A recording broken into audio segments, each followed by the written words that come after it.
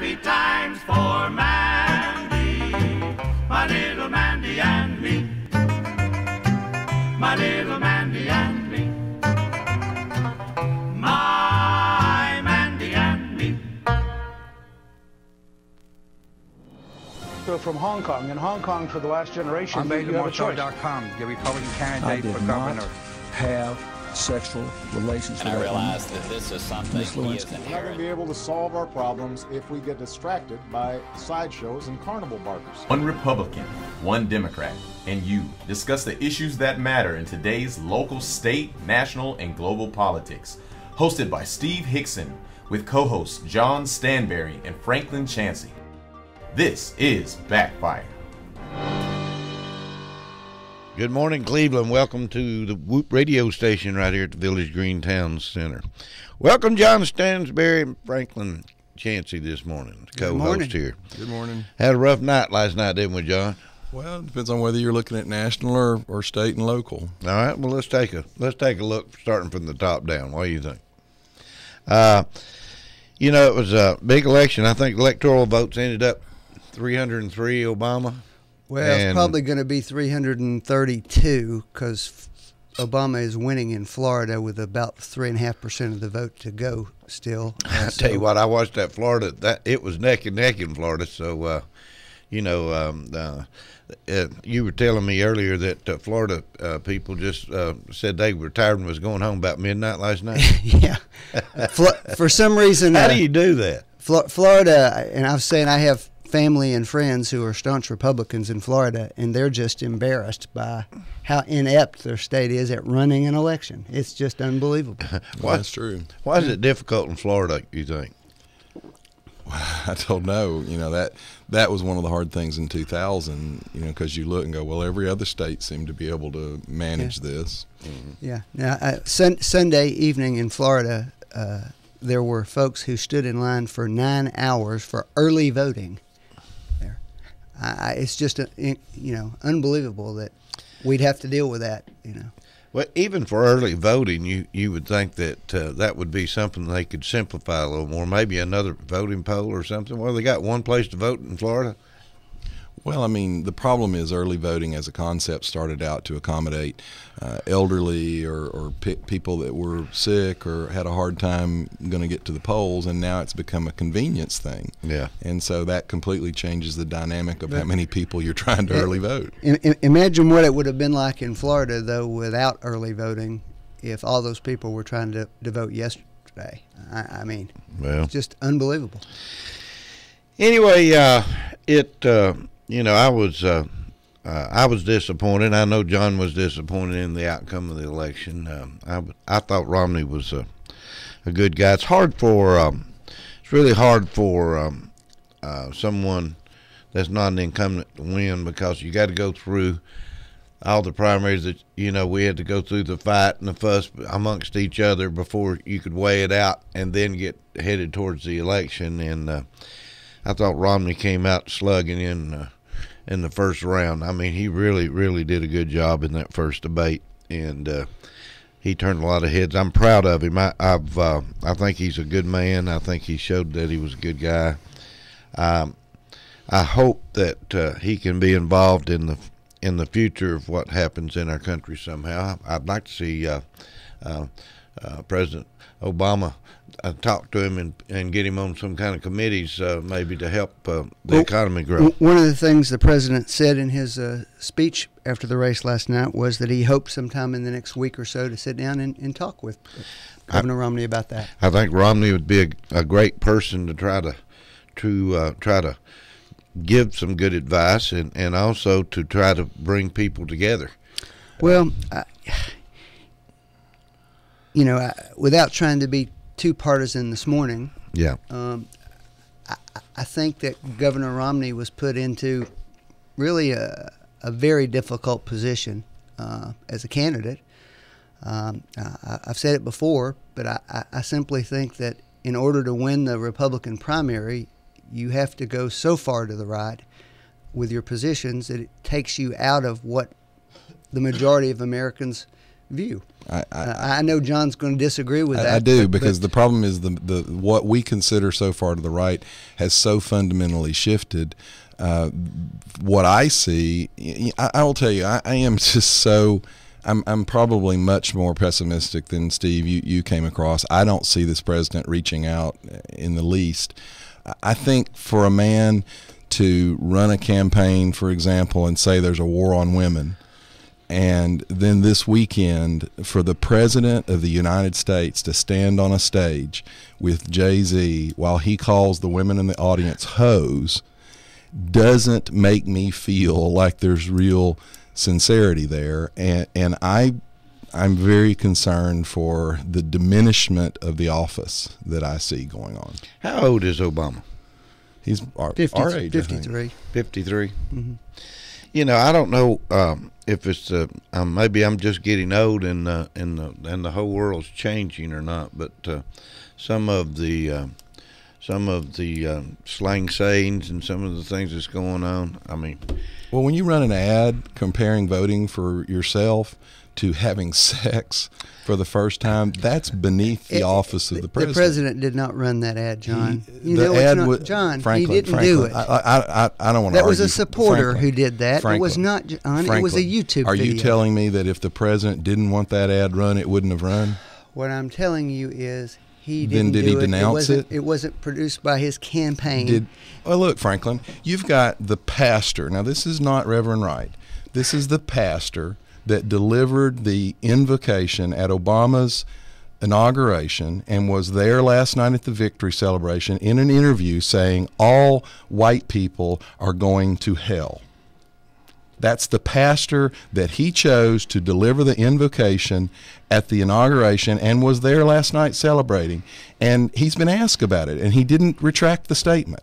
All white people are going to hell. I have a real problem with any president, and if it was our president and it was reversed, I would condemn that. I'm very concerned for we say one thing and we do something completely opposite. This is where our country's going to go into the toilet. It's right at this very moment. There has been a persistent effort for 4 years not to disagree with this president, not to oppose policies, but to try and undermine his legitimacy as a president and as an American. Franklin, to question his patriotism. I didn't question anything. I told you. Your party has done Listen this. to me, Franklin. I said exactly what the man gave in an interview. And here's the problem. No. Here's Answer the question. His choice to deliver an invocation said, me, you, Steve, every white person in America was going to hell. I'm not condemning the president. I'm making a statement of fact that man said. And here's what I'm saying. None of these words are ever attributed to the president. Well, he hasn't said anything like this. His words have been just the opposite. I didn't say he said it, did I? I'm asking where his leadership is on that. Maybe he needs to watch out who he runs around with. Where's his condemnation of those statements? That can be said for a lot of folks in the political process. Yeah. Where are we going next with our economy, you think? It depends on what he does. It amazes me that he sells an idea of the millionaires are going to pay more, but it's actually anybody making over $200,000 or $250,000. That's the vast majority of small business people who employ the vast majority of other Americans. What do you think? Reelected Obama? What do you think it was that he did that got him reelected? I think it's a combination of things. I think, first of all, it's an accurate statement to say that the demographics of the country have changed. I think it's an accurate statement to say that the policy positions that Governor Romney had to take to win the primary nomination hurt him with those demographics. I mean, the numbers were really kind of unprecedented. 73% of Hispanics, who were 13% of the electorate, voted for the president. That's a huge change from when George W. Bush ran, for example. He got about 35% 5% of the Hispanic vote. It's because of the rhetoric. The policies have changed over that period of time. That didn't help him at all. The president won about 55% of women. That's more than 50% of the electorate. Is that the hoes or just the other women? President didn't say that either. He stood on stage with a man who said it in his presence. I know you were watching that. In right? his presence, Franklin. That, Franklin, I'm not criticizing the president. I'm just asking him. John? I did watch it. He stood on stage with the man while he sung a song and called them hoes, and yet they voted for him. I agree. I'm dumbfounded by this. Well, I'm not dumbfounded. That's what all the polls were showing for the last week. Well, there's nothing surprising about that. You talk about demographics. Franklin's right. The demographics have shifted. But if you look at the red and blue, and I've said this for 10 years now, the battle is between urban versus rural. When you look at that map, you have nearly all of the people in the parts of the country who rely on their family and their friends and their neighbors. They vote Republican. When you look at the urban centers where you have a much higher reliance on government, they vote Democrat. So you have 11 states that basically making a decision for 50 states. Well, last I checked, Romney probably was winning the actual popular vote. No, he's losing. Has he lost that? Yes, he has. And the president has more than 50% of the popular vote. Well, he also was one of the first presidents reelected, and it depends on what they do with Florida, with less electoral votes than he was elected the first time with.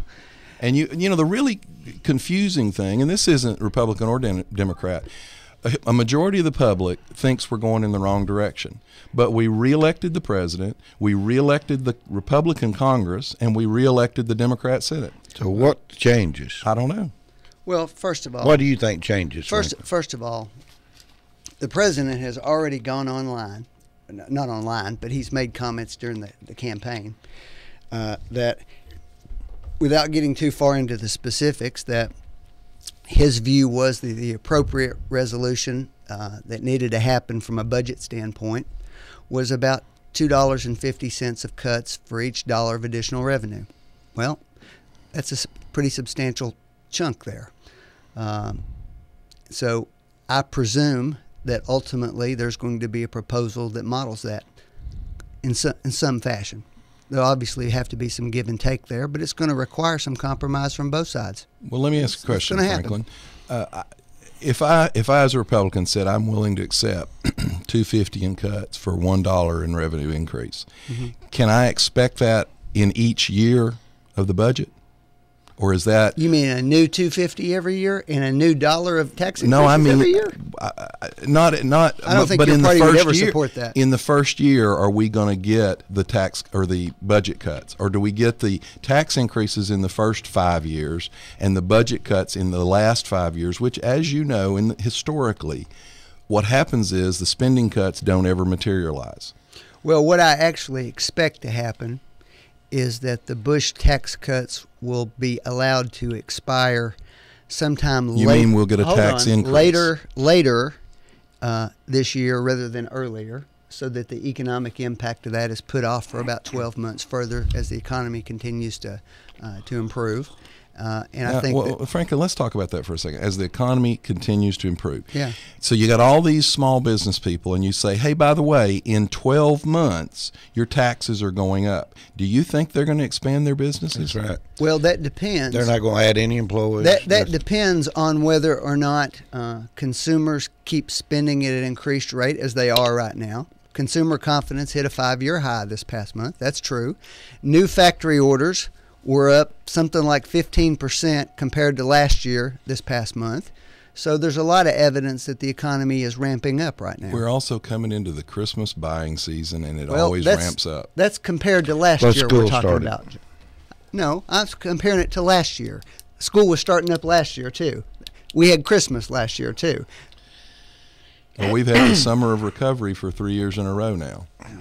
Well, I hope that the Republican Party isn't going to roll up its sleeves and simply cheer for failure as they did the last time. Well, actually, Franklin, that's really, I will have to say, that's not fair at all. The Republican Congress did their duty and passed a budget. The president didn't pass a budget, and his Senate didn't pass a budget. So let me tell you what the Republican Congress will do. They'll pass a budget again this year, and they'll send it to the Senate, which is the way our government is supposed to work. Do you think the Senate Democrats will pass a budget? I hope they do. Well, they haven't in 3 years. Well, John, here's all I can tell you. Here's my question, though, Franklin. You're talking about Republicans need to do this and Republicans need to do that. Why didn't the Democrats in the Senate need to pass a budget for the last 3 years? Because we couldn't get 60 votes to pass a version. You had a majority. Couldn't get 60 votes. I know. I will say this. Franklin said he had to leave right at 8 o'clock this morning because he's got a plane to catch. He's going down to the Caribbean and meet a bunch of his friends. They're going to have a big party, I think. Well, I wish I was going to the Caribbean. If I did, I would probably run into George W. Bush, who's down there right now. Hey, there's some good news that came out of last night's election, John. What's that? No more Nancy Pelosi. What have they announced? They said that I heard them talking last night that they think she may get voted out of their leadership. That basically she's over with in politics now. They think so. The end of her. Well, I don't know whether that's good or bad. You know, she was a pretty good foil for us. Maybe they'll elect Debbie Wasserman Schultz. What do you think is going to happen with Israel right now, with the outcome of the election? Well, it was really a pretty fascinating week in Israel. Something pretty momentous happened.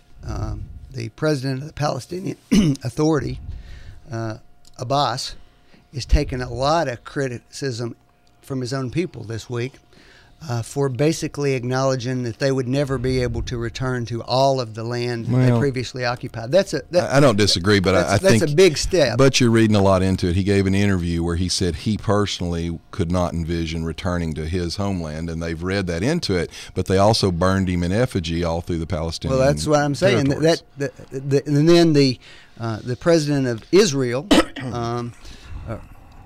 Basically came out and said that was a very courageous statement by the Palestinian president to make that, and that it made him optimistic that they could find some common ground that led to some sort of resolution, the so-called two-state resolution. So we can all hope that that's the case. It's certainly in everybody's best interest. Well, but it's not going to do anything about a nuclear-armed Iran, though.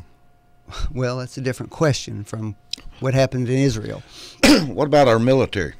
What happens now? We're just going to go ahead and downsize and well, I think we're going to. I think hope we don't get blown up or something. Well, we're going to downsize in certain ways. This is a philosophical question that's got nothing to do with Democrats versus Republicans. This is a debate that goes on in the military.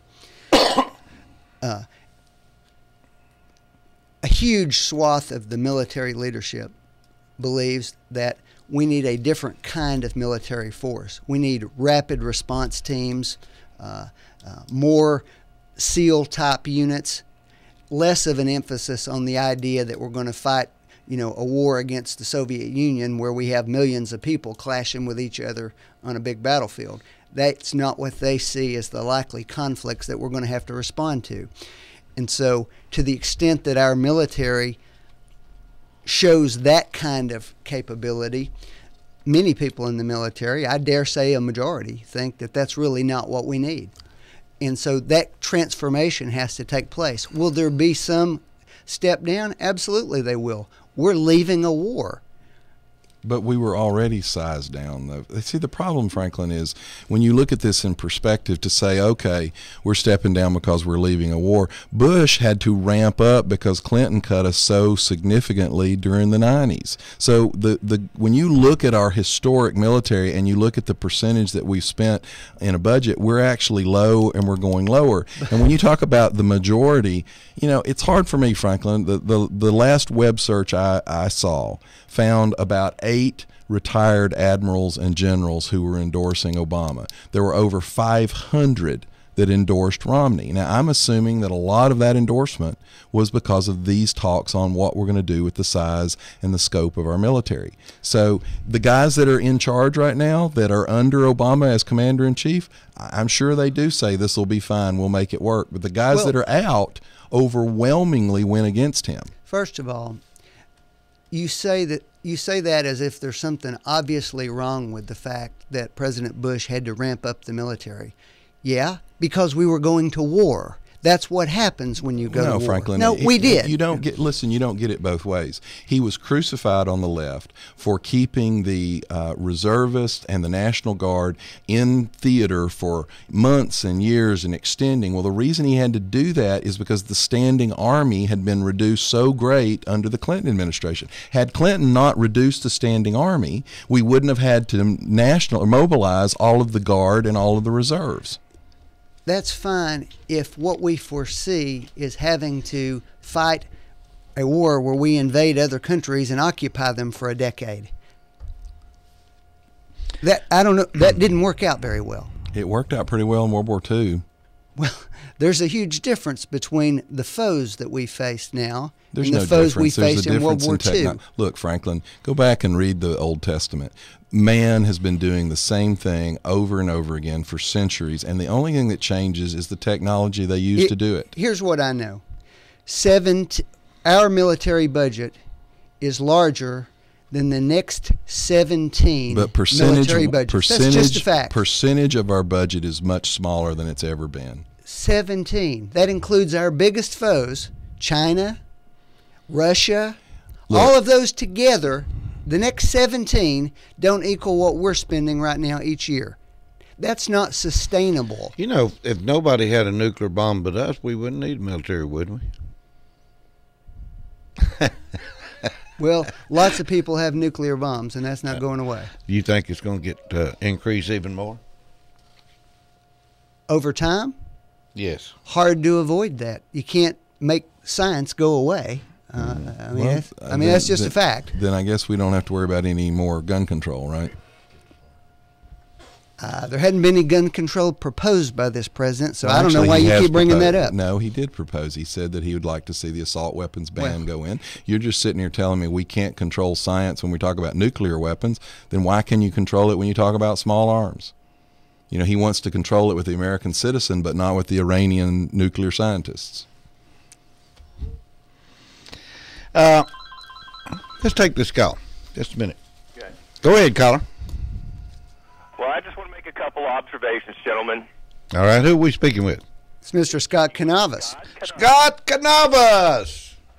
And I just want to say this right now. Yes, sir. If Mitt Romney, and I'm going to tell you something, if Mitt Romney wanted to be elected president, because he had Obama on the ropes after that first debate. I agree. He should have stayed on message.